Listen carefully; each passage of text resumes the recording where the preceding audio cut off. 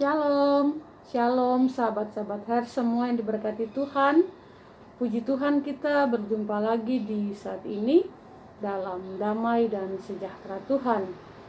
Puji Tuhan untuk nafas kehidupan yang Tuhan masih percayakan dalam hidup kita sampai pada saat ini.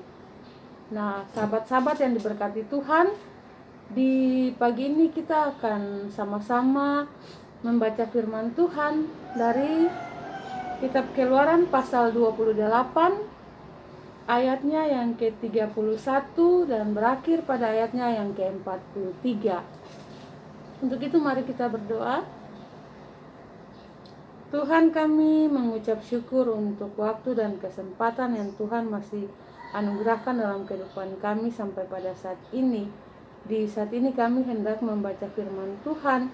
Untuk itu kami mohon urapi kami dengan kuasa Roh Kudus, supaya kami dapat mengerti firman yang kami baca, kami percaya firman dan kami melakukan firman dalam kehidupan kami sehari-hari untuk puji dan hormat bagi nama Tuhan.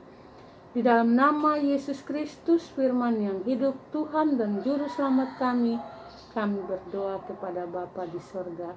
Haleluya. Amin. Ya. Keluaran pasal 28 ayatnya yang ke-31 sampai ayatnya yang ke-43 yang berbunyi demikian. Haruslah kau buat gamis baju efod dari kain ungu tua seluruhnya. Lehernya haruslah di tengah-tengahnya. Lehernya itu harus mempunyai pinggir sekelilingnya buatan tukang tenun, seperti leher baju zirah, haruslah lehernya itu, supaya jangan koyak. Pada ujung gamis itu haruslah kau buat buah delima dari kain ungu tua, kain ungu muda, dan kain kirmisi pada sekeliling ujung gamis itu, dan diantaranya berselang-selang piring-piring emas, sehingga satu giring-giring emas dan satu buah delima selalu berselang-seling pada ujung gamis itu. Haruslah gamis itu dipakai Harun apabila ia menyelenggarakan kebaktian, dan bunyinya harus kedengaran apabila ia masuk ke dalam tempat kudus di hadapan Tuhan, dan apabila ia keluar pula, supaya ia jangan mati. Juga haruslah engkau membuat patam dari emas murni, dan pada patam itu kau ukirkan seperti meterai, kudus bagi Tuhan. Haruslah patam itu engkau beri bertali ungu tua, dan haruslah itu diletakkan pada serban di sebelah depan serban itu.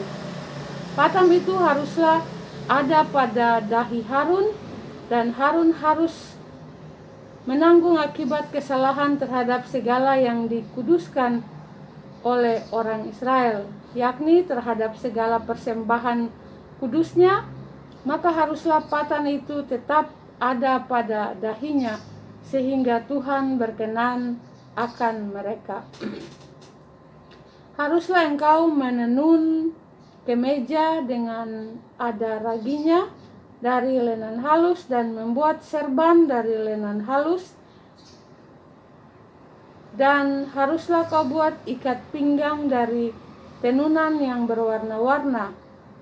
Juga bagi anak-anak Harun haruslah kau buat kemeja-kemeja, dan haruslah kau buat ikat-ikat pinggang bagi mereka, dan destar-destar haruslah kau buat bagi mereka untuk menjadi perhiasan kemuliaan. Maka semuanya itu haruslah kau kenakan kepada abangmu Harun bersama-sama dengan anak-anaknya. Kemudian engkau harus mengurapi, mentahbiskan, dan menguduskan mereka, sehingga mereka dapat memegang jabatan imam bagiku.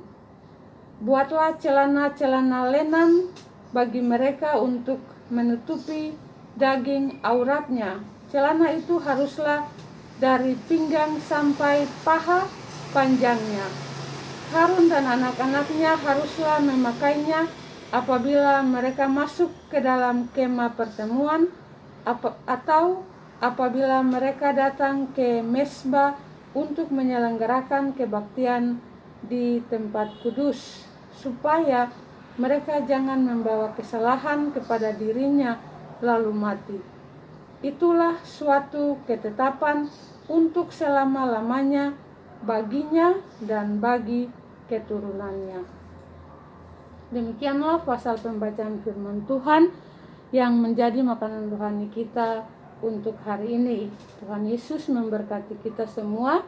Haleluya. Amin. Shalom.